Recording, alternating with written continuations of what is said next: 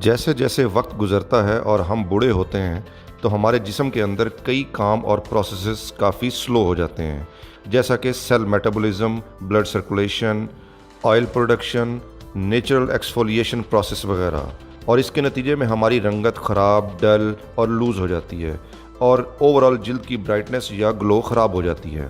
जिल्द पर भूरे और काले दाग नमूदार होना शुरू हो जाते हैं, जिसकी वजह से जिल्द की टोन अनइवन हो जाती है। इससे पहले कि आप मायूस हों कि जिल्द साफ़ नहीं की जा सकती, आपके पास बहुत सारी ऑप्शंस हैं जिसको करने से आप जिल्द की रंगत को साफ़ रख सकते हैं। मैं आपको बताने जा रहा हूं वो 10 टिप्स जिसको अडॉप्ट करके आप अपनी डल स्किन को साफ़ कर सकते हैं।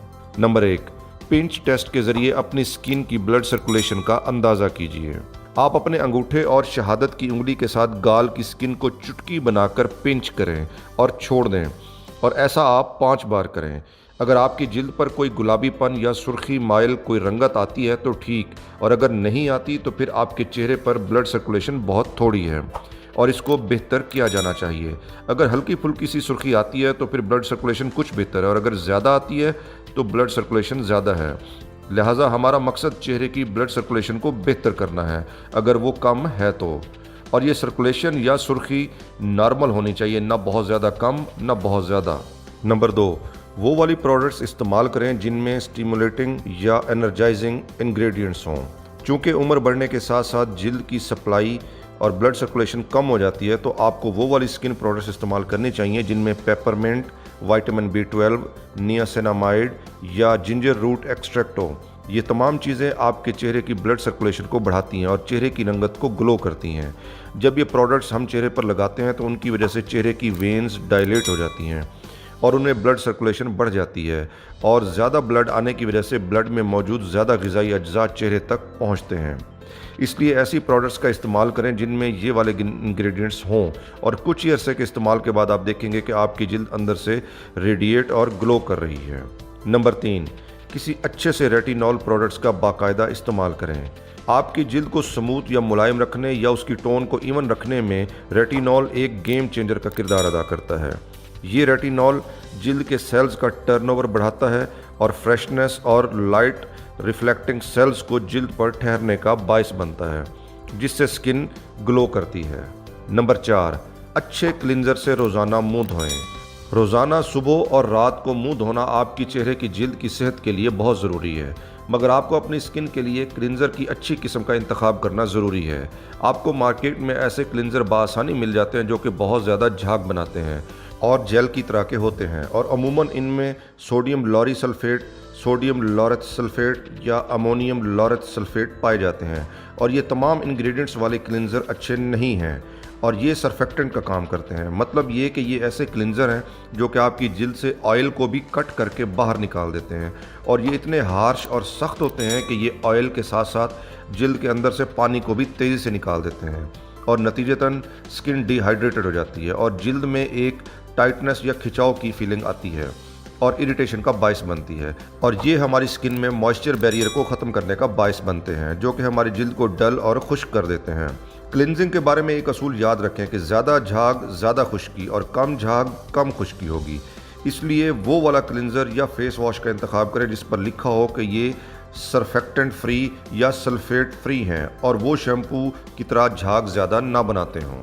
नंबर 5, जिल्द के मॉइस्चर बैरियर को ठीक रखें। अगर आप चाहते हैं कि जिल्द ग्लोइंग हो तो फिर अपनी जिल्द को ड्राई ना होने दें, क्योंकि अगर स्किन ड्राई होगी तो स्किन में छोटे छोटे क्रैक्स पड़ जाएंगे और इन क्रैक्स में ऑयल और जिल्द का मॉइस्चर उड़ जाएगा और लाइट आपकी स्किन से रिफ्लेक्ट नहीं कर पाएगी और जिल्द पर ग्लो दिखाई नहीं देगा। एक अच्छे क्लिंजर के इस्तेमाल के साथ साथ एक अच्छे मॉइस्चराइज़र की भी ज़रूरत होती है ताकि स्किन का मॉइस्चर बैरियर बरकरार रह सके और क्रैक्स ना पड़ सकें। आप मार्केट से वो वाला मॉइस्चराइज़र या इमोलिएंट ख़रीदें जिसमें ये चीज़ें पाई जाती हों: borage oil, carrot oil, evening primrose oil, ceramides, linoleic acid, cranberry oil, phytosterol, shea butter, sunflower oil, soybean oil, jojoba oil, sweet almond oil, canola oil या सेसमी सीड ऑयल पाए जाते हों।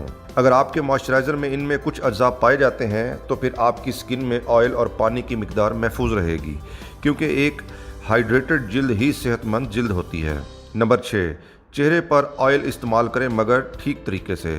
ख़ासतौर पर सर्दियों में ह्यूमिडिटी कम और हवा खुश्क होती है, जिससे स्किन का मॉइस्चर लेवल बहुत कम हो जाता है। अगर आप चाहते हैं कि आपकी जिल्द से मॉइस्चर या ऑयल ना उड़े, तो आप अपनी नाइट क्रीम या मॉइस्चराइज़र स्किन पर लगाने के बाद कोई अच्छा सा ऑयल अपनी स्किन पर लगाएं। क्रीम के ऊपर ऑयल लगाने से आपके मॉइस्चर पर एक ख़ास किस्म का लॉक लग जाता है। क्रीम के ऊपर ऑयल लगाने की वजह यह है कि ऑयल के मॉलिक्यूल थोड़े बड़े साइज़ के होते हैं, जबकि क्रीम के मॉलिक्यूल का साइज़ छोटा होता है। ऑयल के बड़े साइज़ की वजह से ये क्रीम के ऊपर एक सील या लॉक के तौर पर काम करता है, और जो भी क्रीम, सीरम या टोनर आपने लगाया होता है तो वो हवा में उड़ता नहीं है या एवापोरेट नहीं होता और मुकम्मल जज्ब हो जाता है। नंबर 7, लंबे लंबे सांस लेने की प्रैक्टिस करें। जब आप लंबे लंबे सांस लेते हैं तो ब्लड प्रेशर कम होता है और स्ट्रेस का लेवल भी कम होता है, जबकि लंबे और गहरे सांस लेने से ऑक्सीजन वाला खून आपके अज़ा और जिल्द के अंदर ज़्यादा देर तक गर्दिश करेगा और जिल्द को ग्लो करने का बायस बनेगा। जबकि लंबे और गहरे सांस लेने का तरीका यह है कि आप आहिस्ता से लंबा सांस लें, हत्ता कि आपके फेफड़े मुकम्मल ऑक्सीजन से भर जाएं, और फिर 5 से 10 सेकंड के लिए सांस रोक के रखें और फिर आहिस्ता से सांस बाहर को निकालें। इस तरह कार्बन डाइऑक्साइड और फासिद मादे जिस्म से बाहर निकलेंगे, और इस अमल को दिन में कई बार प्रैक्टिस करें। नंबर 8, किसी अच्छे से एक्सफोलिएटिंग एजेंट का इंतखाब करें और रेगुलर इस्तेमाल करें, क्योंकि एक्सफोलिएटिंग एजेंट आपकी स्किन के डेड सेल्स को अपने अंदर डिज़ोल्व करके या जज्ब करके ऊपर वाली ड्राई लेयर को उतार देता है और नीचे से ग्लोइंग स्किन को नमूदार करता है। नंबर 9, रोज़ाना कोई अच्छा सा स्किन ब्राइटनर या रंग साफ़ करने वाली प्रोडक्ट इस्तेमाल करें। जैसे जैसे उम्र बढ़ती है वैसे वैसे काला रंग पैदा करने वाले सेल्स जिल्द के ऊपर आना शुरू हो जाते हैं और जिल्द पर ब्लैक स्पॉट्स पैदा करते हैं। कोई भी अच्छी सी स्किन ब्राइटनिंग प्रोडक्ट इस्तेमाल करने से ये धब्बे या ब्लैक स्पॉट्स दूर हो जाते हैं, और इसके लिए विटामिन सी सीरम सबसे अच्छा है। अगर आप क्रीम इस्तेमाल करना चाहते हैं तो फिर वो वाली क्रीम इस्तेमाल करें जिसके अंदर मैग्नीशियम एस्कॉर्बाइल फॉस्फेट पाया जाता हो। नंबर 10, रोज़ाना दिन के वक्त अच्छा सा सनस्क्रीन इस्तेमाल करें। मैंने सनस्क्रीन के बारे में पहले की कई वीडियोस में बता रखा है कि सनस्क्रीन वो वाला इस्तेमाल करें जो कि SPF 50 या इससे ऊपर वाला हो, ब्रॉड स्पेक्ट्रम हो और वाटर रेजिस्टेंट हो। मगर वो ख़वातीन जो कि रोज़ाना बाहर जाती हैं या जॉब करती हैं तो वो वाला सनस्क्रीन इस्तेमाल करें जिसमें बेस पाई जाती हो। बेस वाला सनस्क्रीन इस्तेमाल करने से उनको कोई भी BB क्रीम नहीं लगानी पड़ेगी, और अगर वो मेकअप करना चाहती हैं तो सनस्क्रीन लगाकर ऊपर से मेकअप कर लें। इस तरह से उनकी स्किन मेकअप की वजह से ख़राब नहीं होगी।